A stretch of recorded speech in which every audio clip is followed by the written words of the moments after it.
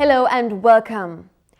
It has been described by some as the largest hostage rescue mission in the world. Although exact figures of civilians trapped in the last remaining LTT strongholds are still unknown, each day more people come into government-controlled areas. The last 72 hours in particular have seen a dramatic rise. But as the number of civilians coming into IDP camps increases, so too does the problem of providing them with adequate facilities. In our first report, we take a look at the situation.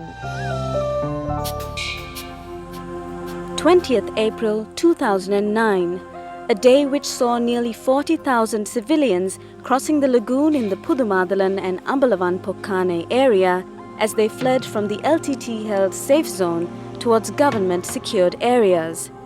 Since then, the flow of civilians into these areas has continued almost uninterrupted, and today totals over 150,000. At a special press conference held on the 21st of April, Minister of Mass Media Lakshman Yapa Abewardena spoke about the armed forces' ongoing attempts to clear the safe zone of all innocent civilians.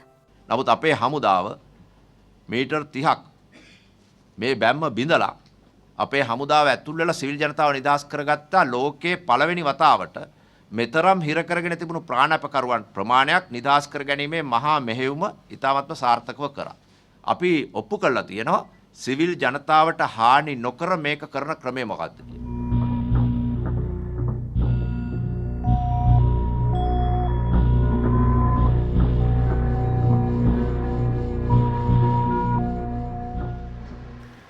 "16 welfare camps in Wanni and 4 in Jaffna are in place to cope with the influx of civilians in terms of providing relief aid and adequate shelter. Here, the government and humanitarian organizations working by its side have another kind of battle on their hands, namely ensuring the well-being of these displaced communities and facilitating their resettlement and rehabilitation in the near future. Preparations for this eventuality, which began in September 2008 with the establishment of Wanni as a humanitarian hub, are now being put to the test. I have with me today Jeevan Thiagarajah, the Executive Director of the Consortium of Humanitarian Agencies, which as a network of humanitarian agencies have been doing and continues to do an immense amount of work with the internally displaced people that we have just seen and heard about. Now, I know it's very difficult to quantify this need, so I was wondering if you could just help the viewers to better understand just how much aid is needed right now. All the IDPs, whether they are in Jaffna, Wanni or in Mullaitivu, are being provided with dry rations by the World Food Programme.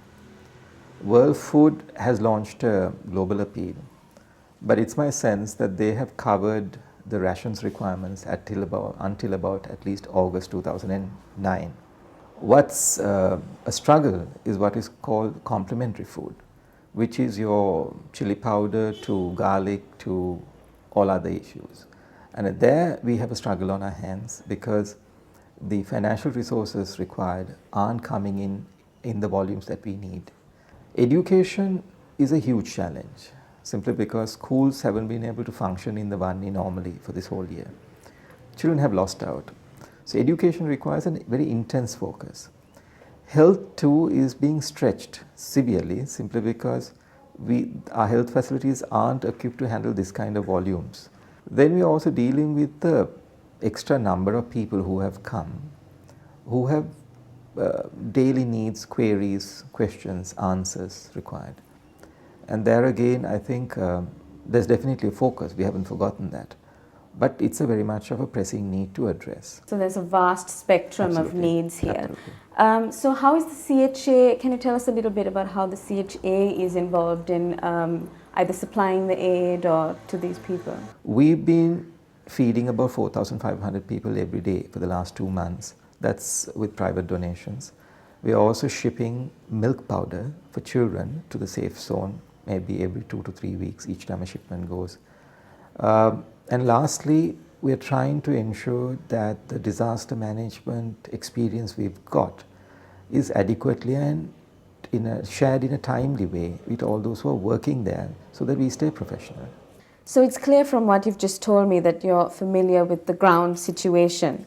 The question I want to ask you now is quite a simple one, but may not be so simple to answer. In your opinion, would you say that the quantity of this aid is enough? It's okay, it's enough in Vaunia. We don't know exactly how many are in the safe zone. There are debates about the numbers. And I think until we know exactly how many are there, we honestly would not know whether we are giving enough. Every 2 weeks, there is now about 1,000 tons of basic rations, but 30 to 40 tons of complementary food, and about 15 tons of milk powder going in. Is this to the safe zone? It's to the safe zone. But we continue to receive reports which say it's not enough. And I think we'll only get to the bottom of it if we go there. All right. So what's the problem there? Is it a problem of access?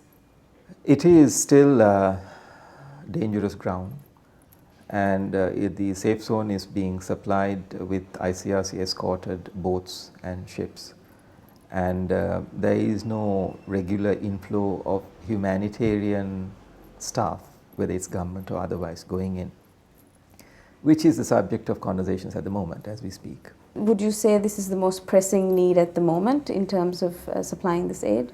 It's about looking at what next. There's a huge pressure on us to look at and show proof that we are looking for early recovery. So there is definitely a focus going on in terms of early recovery moving out of Vaunia. And there are a few practical issues around how do we move out of Vaunia, which we are dealing with now. So the early recovery process, can you just tell me in brief what that's about? The way it is done now is that you need to clear ground, certify it is safe, and then for people to move in. This entire process has to be repeated for the entirety of the Wanni. And we need to understand as to, because we haven't got all the people in one place, they are in different places, Jaffna, Vaunia, Mullaitivu. Then there is a question of safe ground, essential services, finances to support it, aspirations, markets, economies, etc. But it's something we'll have to deal with. It is inescapable simply because neither do we nor does everybody else, except that we will keep people as IDPs for too long. So just to end with, now from January we've been hearing about the worsening situation of the IDPs. Their numbers are growing daily almost, and you've just told us about the difficulties in supplying aid, in facilitating this early recovery process, and so on. Now here we are in April, and the situation seems even more urgent than before. What's next for them in your opinion? Is it going to get worse, still worse, before it gets better? Not necessarily. I think we may have seen the worst overall. What could get worse is if people get hurt physically, and that we do not know yet. But if you can wind down without people getting hurt more, because everybody is displaced and there is no more displacement that we can possibly see, then the next phase is to keep walking out and scaling up the recovery, and that's what we are focusing on now. We are looking at a few imaginative options, clearly. I think we are restless to get on top of it and succeed this time, and I think we've had about 25 years of experience to deal with it. Okay, on that hopeful note, best of luck, Jeevan. Thank you. Thanks so much for your time. Sure. Ensuring that these people get proper assistance should now be top priority. We go in for a break now, but when we come back, we take a look at the younger generation's involvement in politics.